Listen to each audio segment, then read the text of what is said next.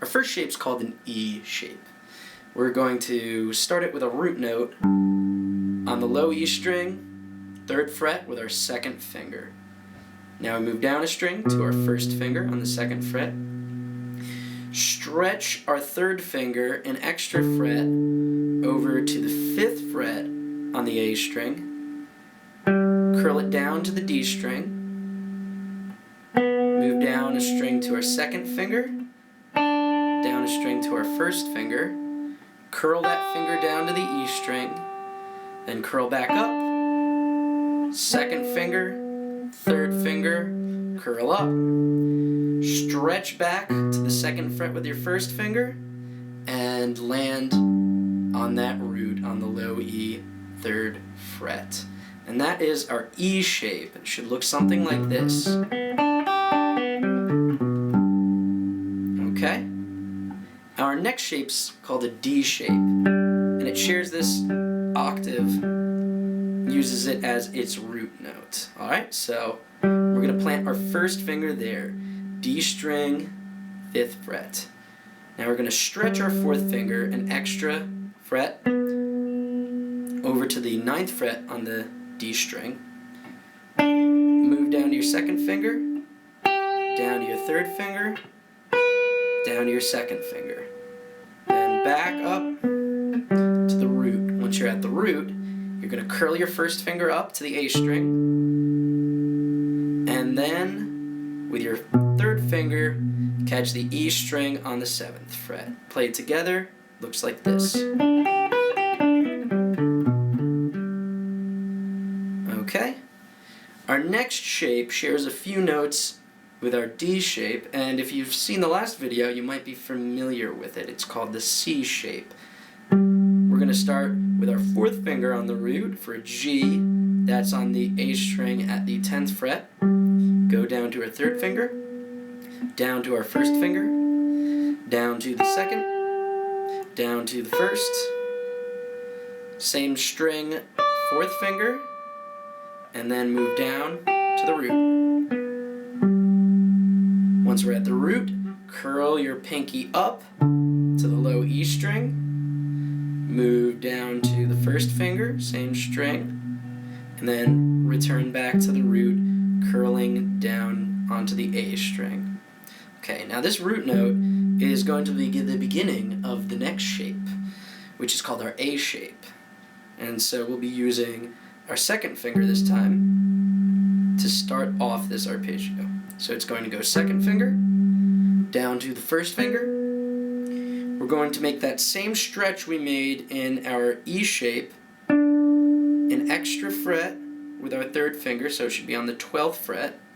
Curl down to the G string, curl down again to the B string, move down to the 1st finger, and if we're close enough to the end of the fretboard, we can even stretch our pinky to the 15th fret to catch that root note up high. If we're going back to the 1st, curl your finger. Once we're at the root note, we can curl down to the low E string. Okay, and that's our A shape.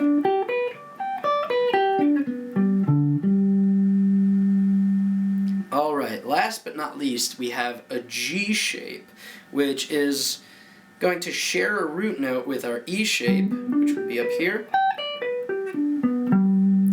except we'll be starting it with our 4th finger. Alright, so it goes 4th finger, low E, move down to your 3rd finger, move down to your 1st finger. Now we're going to curl that 1st finger to the G string, curl it down to the B string, go to the 4th finger, same string, and then curl down that 4th finger. Then curl up, move over to the 1st finger, curl up, 3rd finger, 4th finger.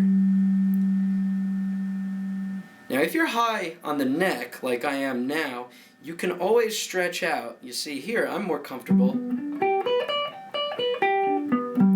playing it like that, but I showed you the 4-finger position just in case you're playing down low.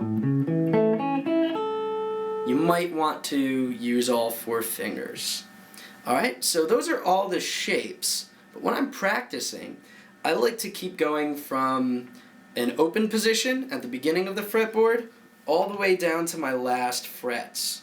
So let's see, we left off on our E shape at the 15th fret. Okay, now we can do a D shape. And I think we can even fit in a C shape.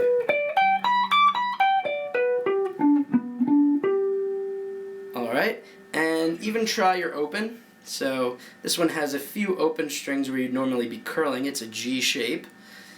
So I'm just going to mute them.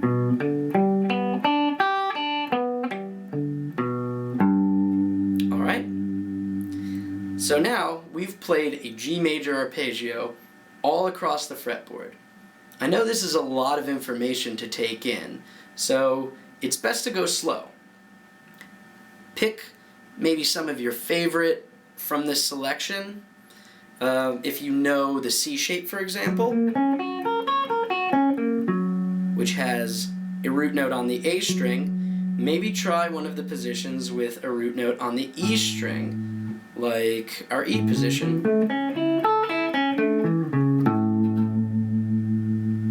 Alright, this will allow you to open up your playing a little more, and maybe if you need a third, you're comfortable with 2 of them, start connecting them.